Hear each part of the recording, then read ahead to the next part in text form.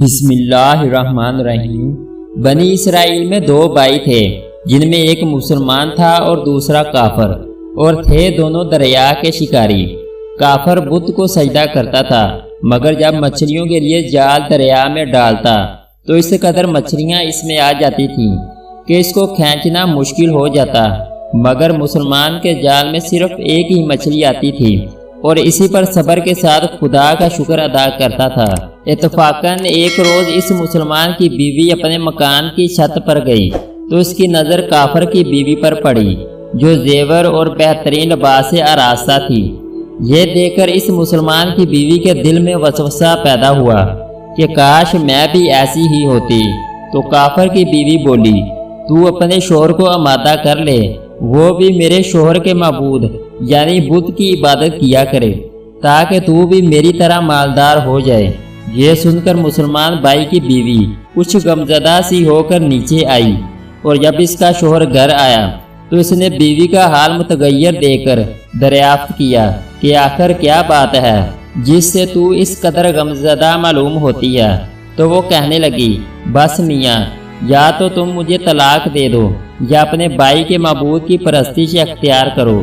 یہ سن کر اس کے شوہر نے کہا کہ خدا کی بندی، تو خدا سے نہیں ڈرتی؟ ایمان کی دولت کے بعد یہ کفر کی باتیں کرتی ہے۔ تو عورت بولی، بس مجھ سے اب زیادہ باتیں نہ بناؤ، میں ننگی بھوکی نہیں رہ سکتی، جبکہ دوسری عورتوں اور خصوصاً تیرے بھائی کی بیوی کو میں دیکھ رہی ہوں کہ وہ زیورات اور عمدہ لباس سے آراستہ رہتی ہے۔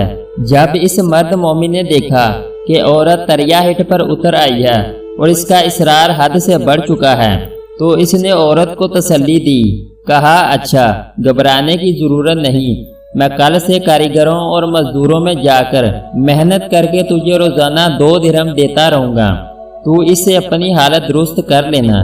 یہ سن کر عورت کو کچھ تسکین حاصل ہوئی اور سویرے ہی وہ مرد مومن مزدوری کی تلاش میں نکلا، لیکن کہیں اسے مزدوری نہیں ملی۔ یہ دیکھ کر وہ دریا کے کنارے پہنچا اور شام تک خدا کی عبادت میں مصروف رہ کر رات کو جب گھر آیا تو بیوی نے دریافت کیا، آج تم کہاں تھے؟ تو وہ کہنے لگا، میں بادشاہ کی خدمت میں تھا، اس نے مجھ سے 30 دن کام کرنے کی شرط کی ہے۔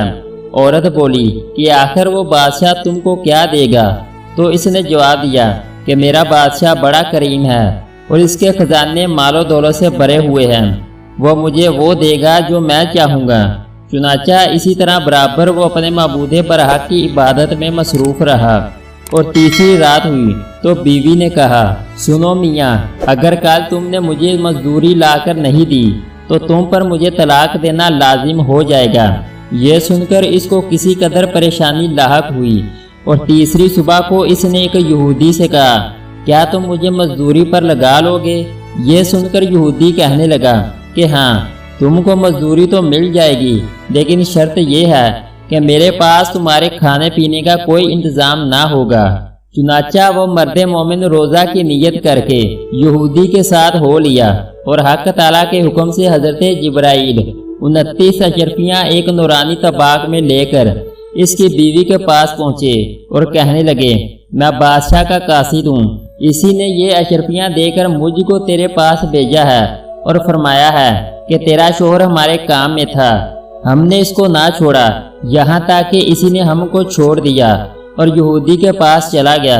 اگر وہ ہمارا کام کرتا تو ہم اس کو اور زیادہ اجرت دیتے، بس یہ ایک اشرفی کی کمی اسی وجہ سے ہوئی ہے۔ چنانچہ وہ عورت ان میں سے ایک اشرفی لے کر بازار گئی جس پر کلمہ شہادت لکھا ہوا تھا۔ صراف نے 1000 درہم اس کی قیمت عورت کے حوالے کر دی، اور جب شام کو وہ مرد مومن گھر واپس آیا تو عورت نے اس سے دریافت کیا، آج تم کہاں تھے؟ اس نے جواب دیا کہ آج میں ایک یہودی کے کام پر گیا ہوا تھا۔ تو بیوی کہنے لگی کہ آخر بادشاہ کی خدمت ترک کر کے تم دوسرے کی خدمت کیوں کرتے ہو؟ پھر اس کو اشرفیوں کا واقعہ سنایا، جس کو سن کر وہ مرد مومن روتے ہوئے بے ہوش ہو گیا، اور جب اس کو ہوش ہوا تو بیوی سے کہنے لگا، افسوس کہ میں نے بادشاہ دو جہاں کی خدمت کا حق اپنے اوپر لازم نہ کیا۔ اس کے بعد اس شخص نے عورت کو چھوڑ دیا اور پہاڑوں پر چلا گیا، جہاں خدا کی عبادت ہی میں مصروف رہ کر اس کا انتقال ہو گیا۔ حق تعالیٰ اس پر اپنا رحم فرمائے، آمین۔ سچ ہے کہ خدا کے خزانوں میں کوئی کمی نہیں ہے، وہ بندے کو اس کی عبادت کا صلہ ضرور دیتا ہے، اگرچہ بعض دفعہ کسی حکمت کی بنا پر اس کے یہاں دیر ہو جاتی ہے، لیکن بہرحال اندیر پھر بھی نہیں، وہ اپنے بندوں کو دیتا ضرور ہے۔ حق تعالیٰ ہم سب کو صبر و شکر کے ساتھ رہ کر زندگی گزارنے کی توفیق عطا فرمائے۔ اللہ ہم سب کا حامی و ناصر ہو، آمین۔ اگر آپ کو ہماری ویڈیو اچھی لگی ہے تو اس کو لائک اور سبسکرائب کر دیں۔